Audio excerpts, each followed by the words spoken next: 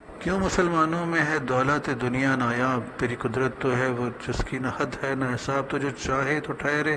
تو اٹھے سینہ صحرا سے حباب، رہ روے دشت ہو سیلی زدہ موج سراب، تان اغیار ہے رسوائی ہے ناداری ہے، کیا تیرے نام پہ مرنے کا عوض خواری ہے۔ جی علامہ اقبال یہاں پہ کہتے ہیں کہ مسلمانوں میں دنیا کی دولت نایاب کیوں ہے،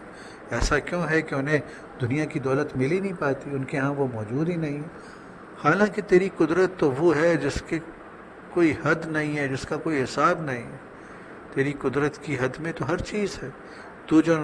چاہے تو اٹھے سینہ صحرا سے حباب، اے اللہ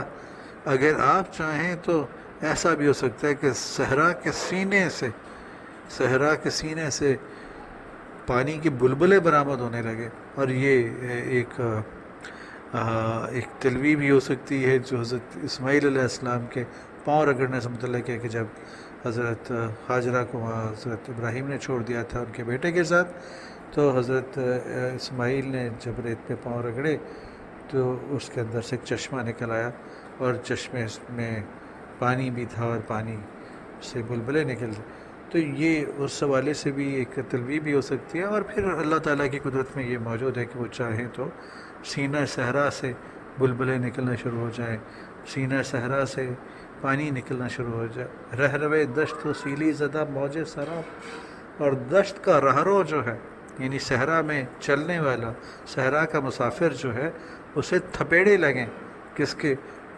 سراب کی موجوں کے، یعنی سراب تو ایسی چیز ہے جو فزیکل نہیں ہوتی، اور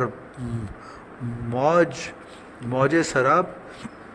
یعنی اب وہ سراب نہیں رہ گیا بلکہ اس کی موج بن گئی، اس کی لہر بن گئی، وہ جو پہلے سراب تھا اور تو اس کے تو تھپیڑے نہیں لگ سکتے، تو اگر وہ آپ چاہیں تو ایسا ہو سکتا ہے کہ وہ جو سراب کی موجیں ہیں، سراب کی جو لہریں ہیں وہ حقیقت بن جائیں، اور اس کے تھپیڑے رہ روے دشت کو آ لگیں، یعنی دشت میں سفر کرنے والے کو پانی کی موجوں کے تھپیڑے آ لگیں جو کہ پہلے سراب ہوا کرتے تھے۔ تانے اغیار ہے رسوائی ہے ناداری ہے، ہم پہ غیروں کے تانے آ رہے ہیں، جیسے انہوں نے پہلے ذکر کیا کہ خندہ زن کفر ہے، تو وہ ایک طرح کا تانا ہے، غیروں کا تانا ہے، اور پھر رسوائی ہے، پوری دنیا میں ہماری رسوائی ہو رہی ہے، ناداری ہے، ہمارے پاس کچھ نہیں ہے، ہم کچھ رکھتے نہیں، دولت دنیا نایاب ہے، ہمارے پاس ناداری ہے، محتاجی ہے، کیا تیرے نام پہ مرنے کا عوض خواری ہے، اے اللہ کیا یہی ہے کہ آپ کے نام پہ جو مرتا ہے اسے خواری ملتی ہے، وہ بے عزت ہوتا ہے، رسوا ہوتا ہے۔